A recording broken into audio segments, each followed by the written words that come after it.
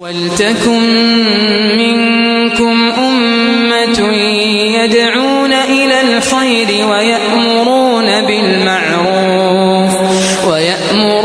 بِالْمَعْرُوفِ وَيَنْهَوْنَ عَنِ الْمُنكَرِ. السلام علیکم ورحمۃ اللہ وبرکاتہ. حامد و مسلم اما بعد فاعوذ باللہ من الشیطان الرجیم. بسم اللہ الرحمن الرحیم. وَلَقَدْ بَعَثْنَا فِي كُلِّ أُمَّةٍ رَسُولًا أَنِ اعْبُدُوا اللَّهَ وَاجْتَنِبُوا الطَّاغُوتَ. محترم علماء اکرام، قابل احترام بزرگوں اور نوجوان ساتھیوں، عزیز بچوں، الحمدللہ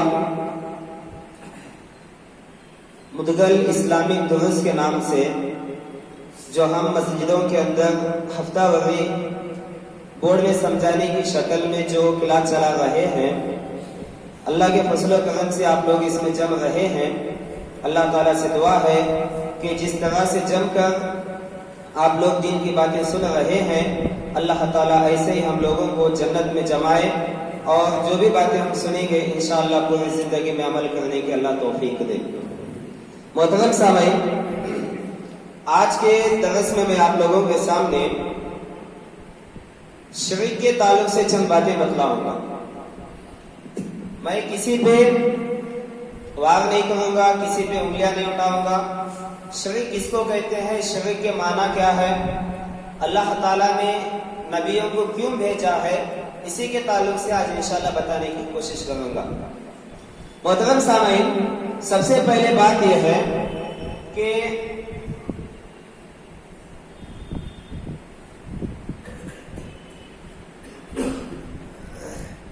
شرک اس دنیا کے اندر جتنے بھی انبیاء علیہ السلام آئے، تمام لوگوں کی پہلی دعوت یہی تھی کہ ایک اللہ کی عبادت کرنا.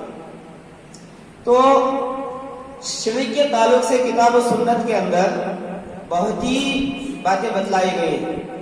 اگر کسی انسان یا کسی امت میں شرک پایا جاتا ہے تو اللہ تعالیٰ اس امت کو ہلاک و برباد کرتے ہیں. اور کل قیامت کے دن ایک بندہ اللہ تعالیٰ کے پاس نمازیں، روزہ، حج، زکوٰۃ بھی لے جائے، لیکن شرک جیسا برا فعل اس کے اندر موجود ہے تو اللہ تعالیٰ اسے معاف نہیں کرے گا بلکہ اسے جہنم میں داخل کرے گا. تو سب سے پہلے ہمیں جانتے چلیں کہ شرک کا معنی کیا ہے، شرک کسے کہتے ہیں. تو دیکھیے، شرک کے معنی ہم اب جانتے چلیں. شرک کا معنی سب سے پہلا ہے کسی دوسرے کو اپنے کام یا حصے میں شریک کر لینا. کسی دوسرے کو اپنے کام یا حصہ میں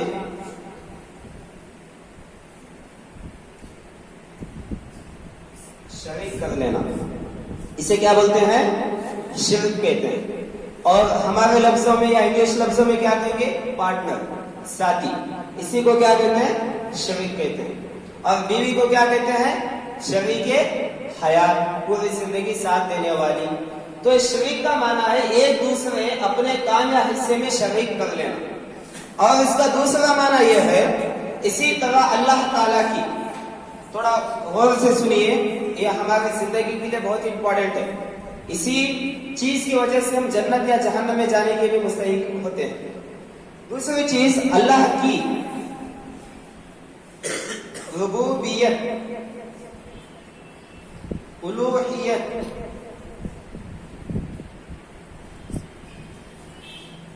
اور اسماء و صفات میں کسی ایک میں غیر اللہ کو شریک کرنا. یہ جو تین چیزیں ہیں نا، اللہ کی ربوبیت ہے، الوہیت ہے، اسماء و صفات ہے، اس میں کسی غیر اللہ کو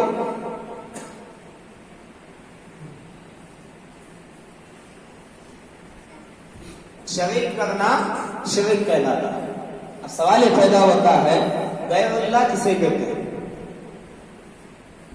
ہے نا، غیر اللہ کسے کہتے ہیں، غیر کسے بولتے ہیں، میرے علاوہ دوسرے کو میں غیر کہتا ہوں، ہے نا. ایک گندی گالی نہیں، الگ کا معنی ہے غیر کا معنی، یہ غیر کہتے ہیں اپنے سے الگ۔ تو یہاں غیر اللہ کا مطلب یہ ہے اللہ کے علاوہ کسی کو اللہ کا درجہ دینا، یہ شرک کہلاتا ہے۔ اللہ کی جگہ کسی انسان کو، کسی مخلوق کو، کسی ولی کو، کسی نبی کو اللہ کی جگہ پہ دے دینا، اللہ کی جگہ پر بٹا دینا، اور جس طرح سے اللہ سے مانگا جاتا ہے ویسے کسی مخلوق سے مانگنا، اس کو غیر اللہ کہتے ہیں، اور غیر اللہ کا شریک کرنا شرک کہلاتا ہے۔ اللہ کی ربوبیت میں بھی کسی کو شریک نہیں کرنا، الوہیت میں بھی کسی کو شریک نہیں کرنا، اسماء و صفات میں بھی کسی کو شریک نہیں کرنا۔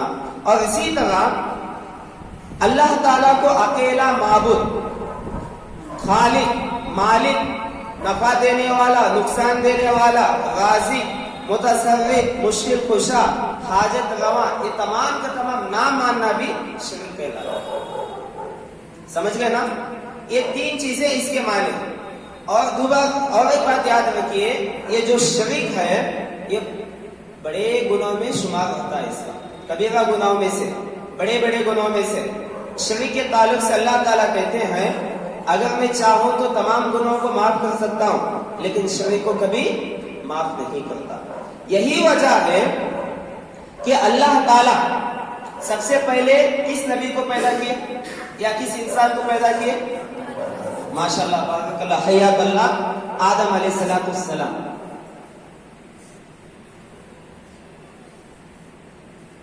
یہ سب سے پہلے، اور سب سے آخر میں کون آئے نبیوں میں؟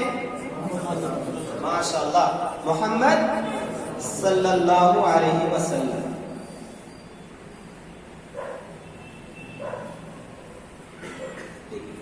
اللہ تعالیٰ آدم علیہ السلام سے لے کر محمد صلی اللہ علیہ وسلم تک جتنی بھی انبیاء اور رسول کو بھیجا ہے، ان تمام انبیاء اور رسول کے مقصد کو واضح کرتے ہوئے اللہ تعالیٰ سورۃ النحل آیت نمبر 36 میں فرمایا وَلَقَدْ بَعَثْنَا فِي كُلِّ أُمَّةٍ رَسُولًا أَنِ اعْبُدُوا اللَّهَ وَاجْتَنِبُوا الطَّاغُوتَ، تحقیق کہ ہم نے ہر امت میں ایک رسول کو بھیجا، ان اعبدوا اللہ، کہ وہ اللہ کی عبادت کی طرف بلائیں یا وہ ایک اللہ کی عبادت کریں، واجتنبوا الطاغوت، اور شیطان کی عبادت سے بچ جائیں، طاغوت کی عبادت سے بچ جائیں، شیطان کی پیروی کو چھوڑ دیں، اللہ کے علاوہ کسی اور کی اتباع کو چھوڑ دیں۔ اللہ تعالیٰ تمام انبیاء علیہ السلام کے تعلق سے کہا بَعَثْنَا فِي كُلِّ أُمَّةٍ، جتنے بھی انبیاء علیہ السلام کو ہم نے امت میں بھیجا، ایک ہی مقصود تھا، أَنِ اعْبُدُوا اللَّهَ، کہ وہ ایک اللہ کی عبادت کرنا، کہتے اللہ کی ایک خالص ایک اللہ کی عبادت کرنا۔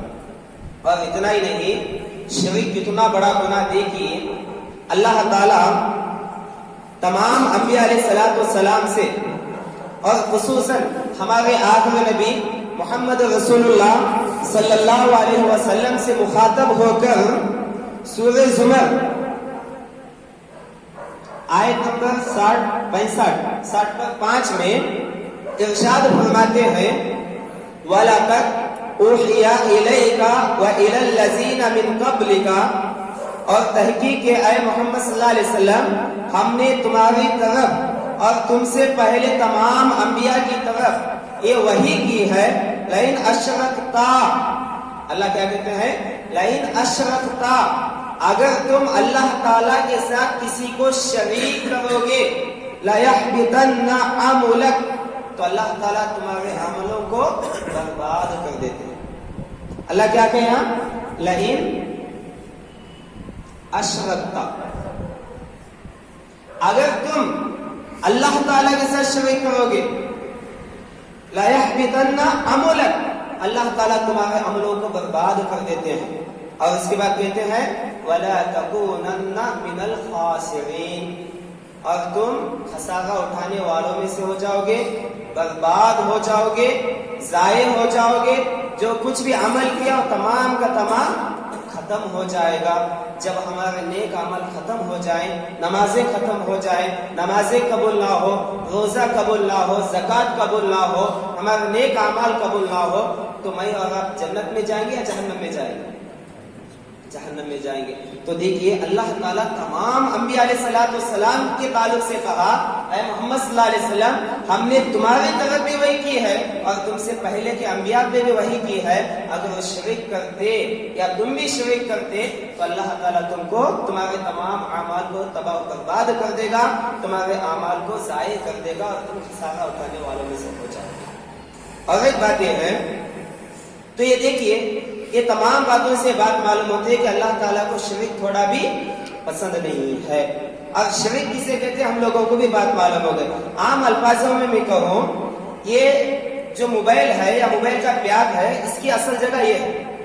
اگر میں اس کی اصل جگہ پہ رکھنے کے بجائے اس کو نکال کر اس کی جگہ پہ کسی اور کو زبردستی سے رکھوں تو اسی کو شریک کہتے ہیں۔ دونوں کو ملائے نا، یہ شریک ہو گیا، تو یہ جائز ہے یا ناجائز ہے؟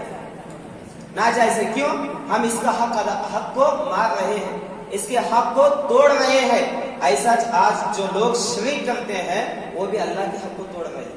پیدا کرنے والا اللہ، کھلانے والا، پالنے والا، سب پوری زندگی کے سامان دینے والا اللہ، اور عبادت ہم کس کی کر رہے ہیں؟